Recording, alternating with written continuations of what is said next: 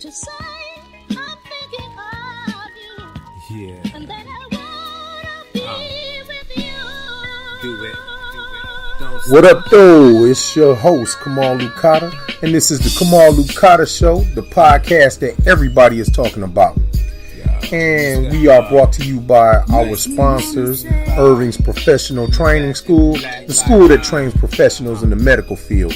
If you're looking to become a CNA, a PCT, or any other entry-level positions in the nursing field, contact Irving's Professional at 586-777-8500. That's 586-777-8500. Also, don't forget to purchase my book entitled Legendary Detroit Mentality at Amazon.com. My Instagram is Kamal_Lucata. My Twitter is the same, Kamal_Lucata. For any suggestions or inquiries, you can email me at lucata77@gmail.com. Also, you can go on my Facebook, which is Mr. Lucata, and you can comment or you can inbox me if you have any show suggestions or if you want to comment about the show. And like I say, I'm very accessible. I love to kick it with my fans and talk with my peoples and all that stuff. So let's get to it, y'all. Tonight's show, what we're gonna do, we're gonna start showcasing some music by some talent, some good talent that I know of. Tonight we're gonna showcase some music by an artist by the name of Model 9. Okay, there's a group called Model 9. The lead artist of this group is Reborn, and I just want everybody to get a chance to check his music out. So we'll get into it sometime throughout the podcast and let you get an opportunity to see some of the great talent in hip hop. Trust me, you will love the music that you hear from Reborn of the group Model 9. Hip hop is back, definitely.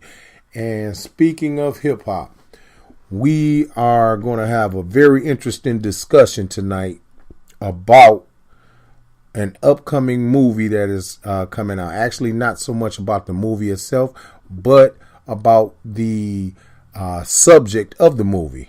And that is the movie All Eyes on Me, which is coming out in June. I think actually it's coming out on June 16th, which is Tupac Shakur's birthday. And the movie All Eyes on Me is about Tupac Shakur. So what I want to do was get with my listeners and have a discussion explaining some things that a lot of people didn't know about Tupac. We know about all the gangster stuff, all the wild stuff. We know that Tupac is considered one of the greatest, if not the greatest, hip-hop artist of all time.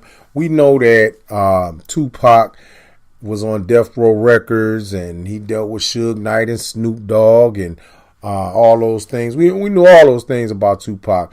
But how much do you know about Tupac's background within the Black Panther Party? How much do you know about his mother and her history within the Black Panther Party? Okay, so let's talk about that right now. Okay, first of all, Tupac Shakur. Okay, Tupac comes from a tribe, a long line of Shakurs. Okay, there is his mother, Afeni Shakur. There's Matula Shakur. There's Lumumba Shakur. There is the infamous Assata Shakur. There's Zaid Shakur. And then you have other members of the Black Panther Party that were also either affiliated within the Shakur clan or related to the Shakur clan. Now, those are people like Geronimo Pratt, Sekou Dingo. There was Akolai Sandiata. There's a lot of people within the Black Panther Party that gave their lives or who risked their freedom, for the higher cause of black liberation, that were tied in somewhere or another to the Shakur clan. Okay. Let's talk about Afeni Shakur. Okay. First of all, let's go back to the history of the Black Panther Party. Okay. In 1966, the Black Panther Party was started back in Oakland, California, and eventually it spread out all over the United States of America. Okay. We know that the Black Panther Party, they fought hard for the liberation of black people, especially, during a time when the civil rights movement had really been going strong. But at some point in time, once Malcolm X had gotten murdered and once Martin Luther King had gotten murdered, there was a time where African Americans had gotten to a point where they felt like there was no other way to achieve freedom and liberation but to stand up and fight even harder than they had in the past. So one of those things was the Black Panther Party, which was started by Huey Newton and Bobby Seals. They pretty much helped to empower African Americans all over the country by helping them to understand the gun laws, and then they also helped them to understand their legal rights. Also, they started the breakfast program for children in all throughout urban America. They also helped to bring clinics, and there were like mobile clinics, and there were clinics with black doctors in neighborhoods throughout the United States that serviced African Americans who prior to that may or may not have been able to get any type of service due to not having proper insurance or not having the money. And so the Black Panthers did a lot of great things throughout the inner cities in America. In 1969, COINTELPRO, the counterintelligence program, which was headed by the famed FBI director, or the infamous FBI director, J. Edgar Hoover. COINTELPRO. What is COINTELPRO or COINTELPRO? COINTELPRO, which is is a code word for counterintelligence program, was a program, a top secret program that was implemented by the FBI in the United States to pretty much undermine what they considered either communist groups in America or radical groups, or primarily they focused on African American and black associations or groups or things like that, or people who were fighting for their rights. And a lot of times they would be labeled as communist or radical, and that in their minds gave them cause to either commit mass assaults on those who were in those parties. And those mass assaults could be anything from locking them up or killing them, without any just cause. And most of the time it would be the latter, which was killing them. Okay. So in 1969, COINTELPRO was in full effect and really helped to bring down the Black Panther Party. And once the Black Panther Party was brought down, which that's another show we'll really get in depth about that, a lot of the Panther members went underground. And in going underground, I'd say in the next 2 to 5 years, there was a group called the BLA, the Black Liberation Army, that emerged from a lot of the members that had went underground. Okay. In the process, there were a lot of members of the Black Panther Party that ended up going on trial. And like I said, that ended up getting murdered. One of those was Afeni Shakur. Afeni Shakur was a high-ranking Black Panther member in New York. And one of the things that brought Afeni Shakur to the limelight was her involvement with the infamous trial of the New York 21, or another word for it was the Panther 21. That was a case in which let me see if I'm correct. There were 21 Black Panther members that were accused or charged. They were arrested and charged with conspiring to carry out bombings in New York. The thing about that was a very infamous trial, a federal trial. Now, Afeni Shakur, after reading Fidel Castro's History Will Absolve Me, it inspired her to represent herself in court. Okay.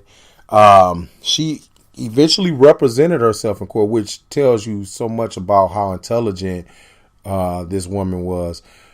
And she, after representing herself in court while pregnant and facing a 300-year jail sentence, okay, a 300-year prison sentence, okay, Afeni Shakur defended herself and acted in her own defense and won, okay? She won the case and was acquitted in May of 1971 after an 8-month trial, okay?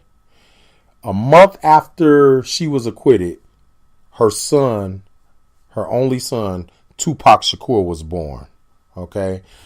Initially, she named her son Lasani Crooks, okay? About a week after Lasani was born, she changed his name to Tupac, okay?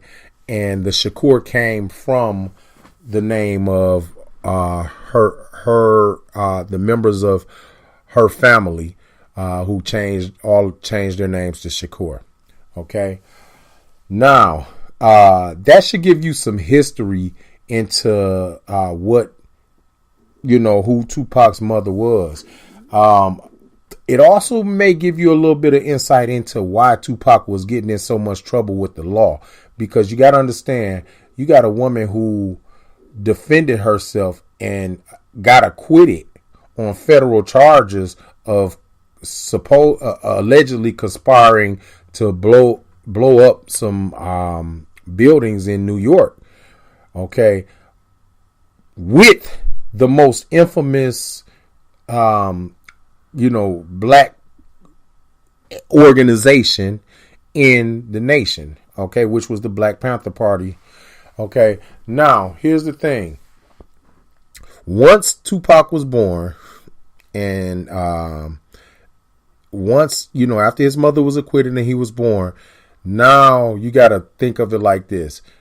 This woman was constantly harassed by police everywhere she went, to the point where she couldn't keep a job, because everywhere she went, she was pretty much blacklisted or blackballed. Once they found out who she was and what she was and what her past was and everything like that, the FBI made sure to keep her from surviving as much as possible.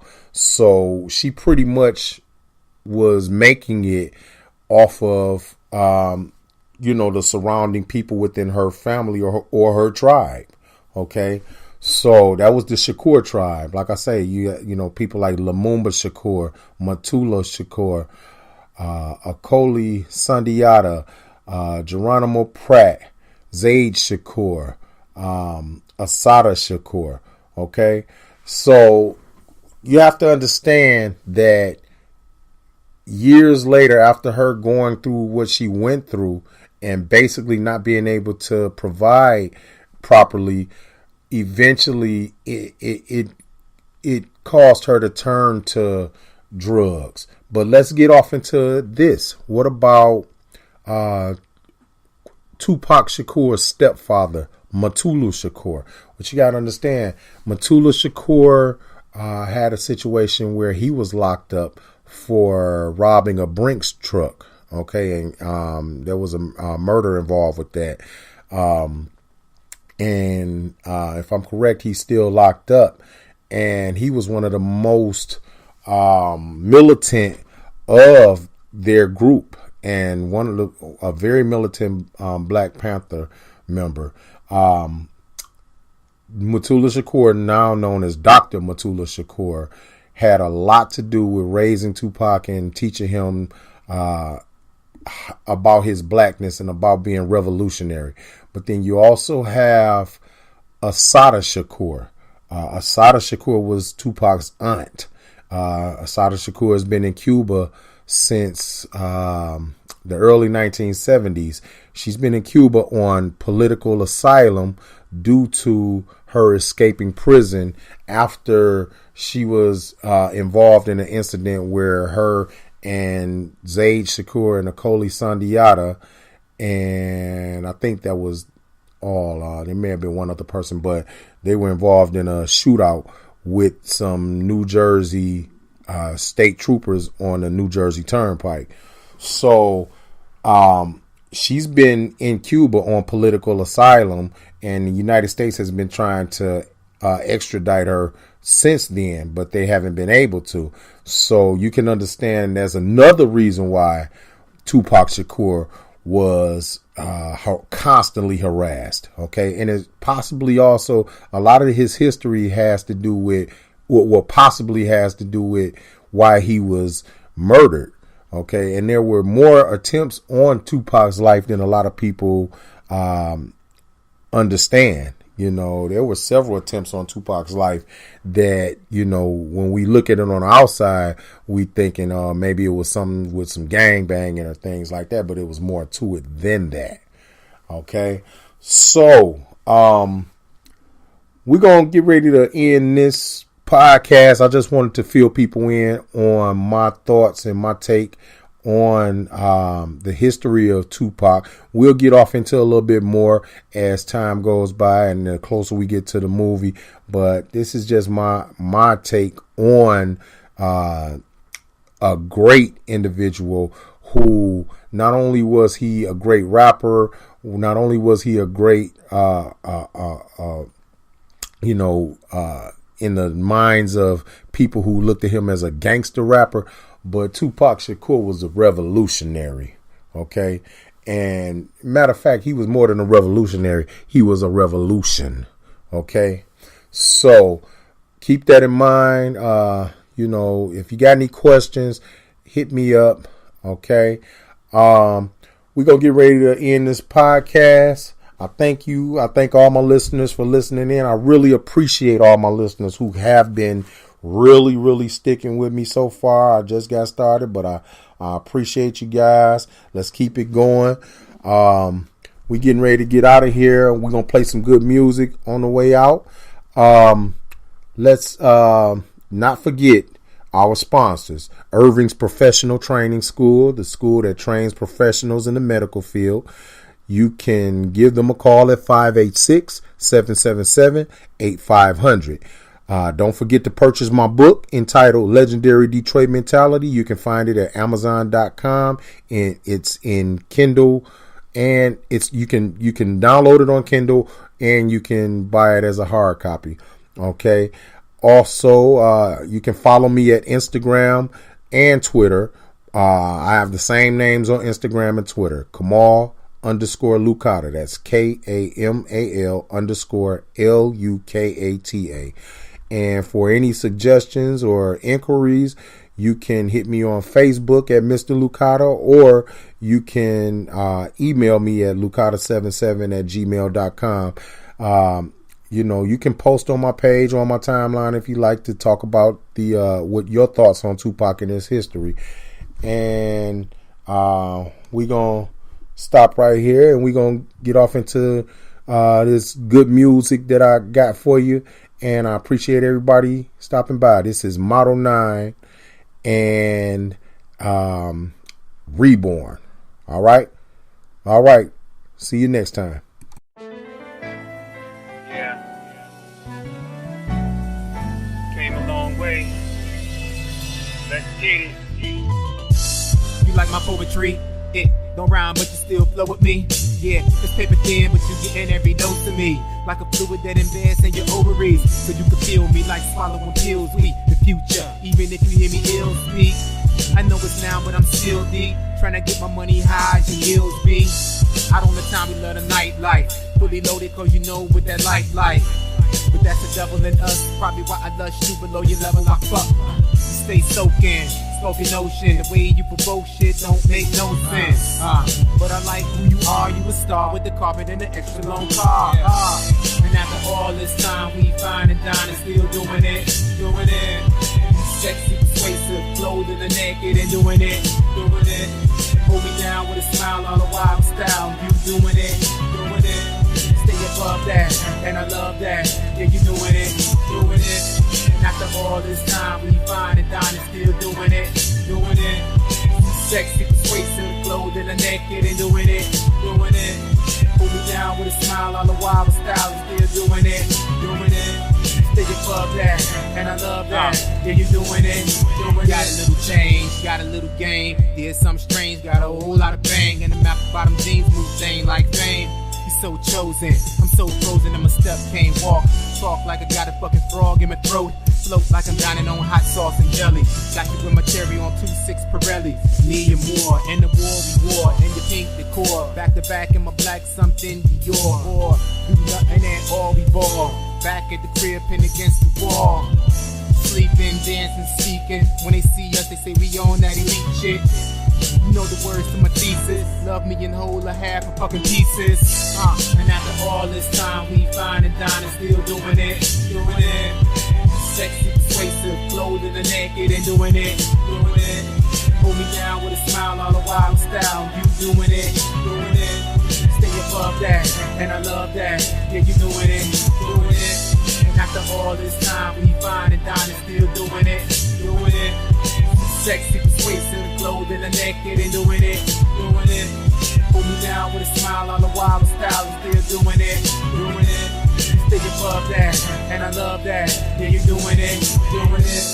I smoke a little, drink a little, sit inside the ride and I think a little. I'm sitting in the crib so distant now. I'm in the now, you in them clouds. You see, money is a mother. Can't take it how we make mistakes with each other. Ask us, do we stay or do we suffer? Break up, I see you with another motherfucker. Now my pride is a lie, like a devil and an angel disguise. You say I'm shallow like baseball water, swimming in the fountain of pity looking for quarters, and only getting chump change. The last time I came had nothing changed, but to lose you was not what I came for. We doing it and that's what I came for. And after all this time, we fine and dine and still doing it. Sexy, persuasive, clothed in the naked and doing it. Hold me down with a smile on a wild style. You doing it. Stay above that, and I love that. Yeah, you doing it. And after all this time, we fine and dine and still doing it. Sexy, persuasive, clothed in the naked and doing it. Hold me down with a smile on a wild style and still doing it. Stay above that, and I love that. Yeah, you doing it.